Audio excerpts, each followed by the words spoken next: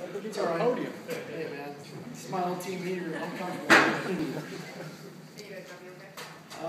I guess some initial thoughts on the game. Just proud of our kids' focus. You know, there was obviously a lot going on, potential distractions from the game and the rematch, the stadium.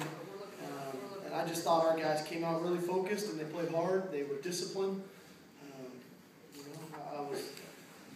I wish we would have performed a little better in the red zone in the first half offensively, but we were able to get it done in the second half and being really effective in the second half of putting the ball in the end zone. And then our defense, you know, they have a lot of talented players, that offensive team that they have, and our defense kind of bend but not break there for a little while, and then just their ability to get third down stops was, I thought, really impressive.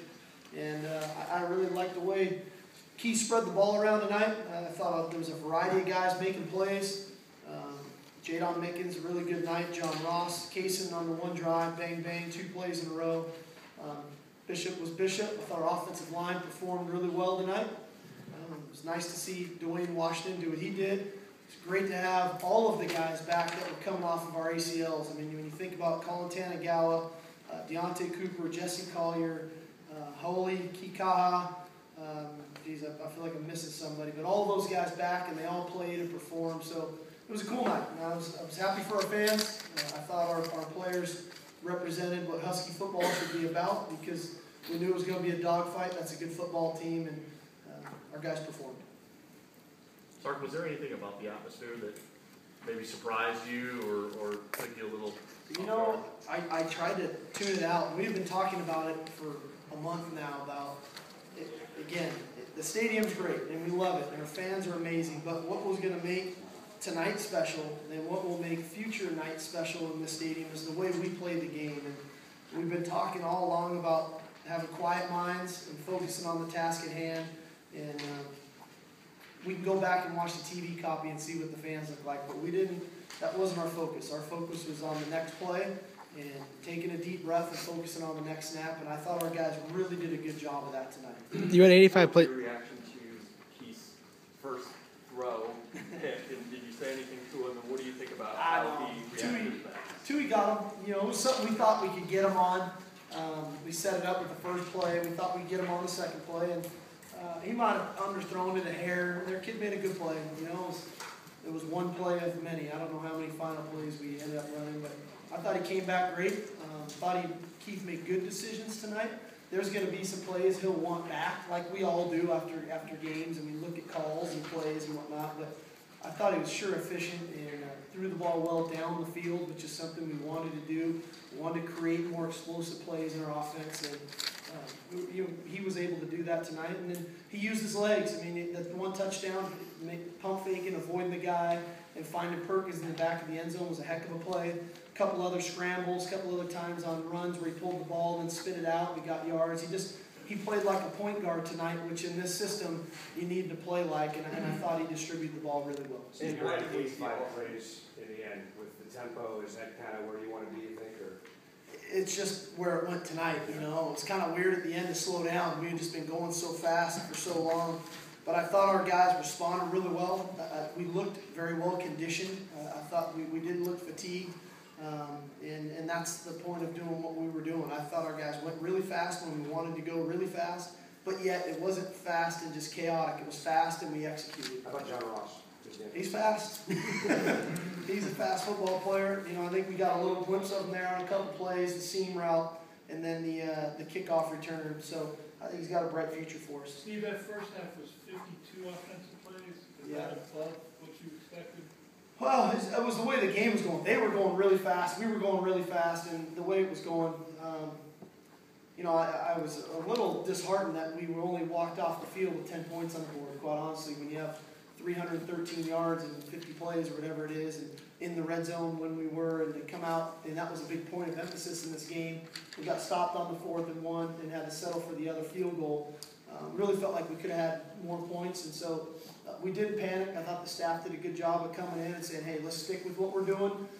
It's working, and we don't have to try to reinvent the wheel here in the second half. Just trust what we're doing and allow our guys to make their plays in space. You talk about 8 penalties for 61 yards. Is that kind of disheartening tonight? Even though you had mostly good tonight, you had 8 penalties for 61 yards. Is we that had a couple pre-snap penalties. Offensively, we got a little disjointed as far as kind of when the ball was getting spotted and not. Had an unfortunate holding penalty, which I think we can clean up on their sidelines. I think by Kevin Smith.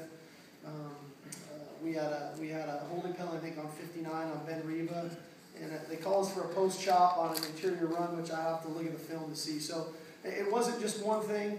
I will say this: I'd much rather our guys play hard, and if that means we're going to get a couple penalties, I'd much rather that than being passive and coming here and looking at one penalty for 5 yards. So. We'll clean the stuff up we need to clean up, but we're playing hard. Steve, your pass rush, your thoughts on just the overall? Well, it's hard, man, because the tempo that they were going at, you get fatigued. And I think we'll get better. I think we had a couple chances to really get home, and we missed. And I think that's just with Holy getting more comfortable being back in there again and being a little bit fatigued.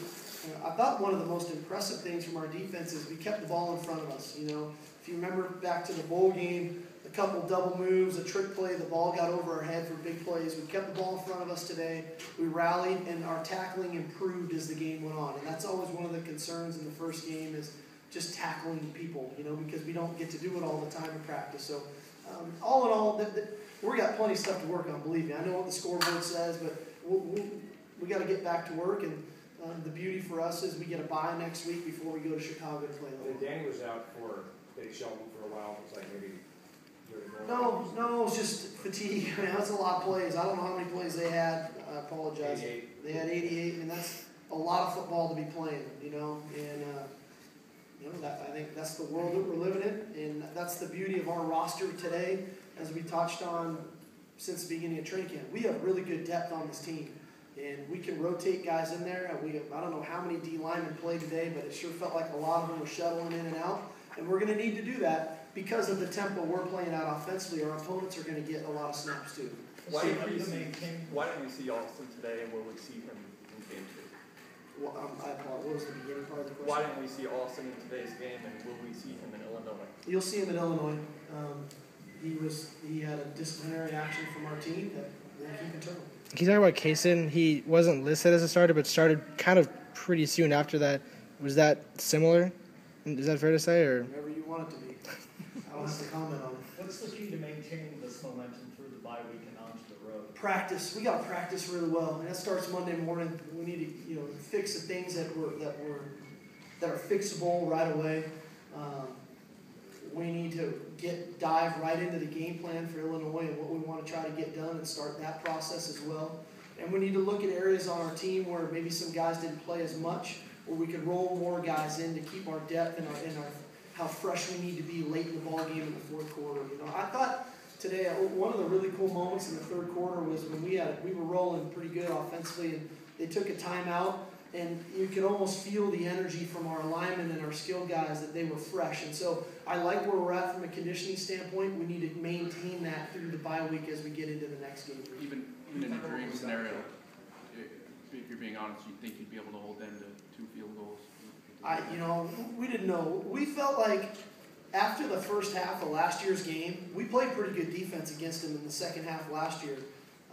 And we thought we had a good plan. We thought we matched up pretty well. We didn't know exactly what they were going to do. It's the first game of the season. So it's more of just sticking to the plan. And I thought our guys did it. And I thought we had some nice man-to-man wins in the secondary.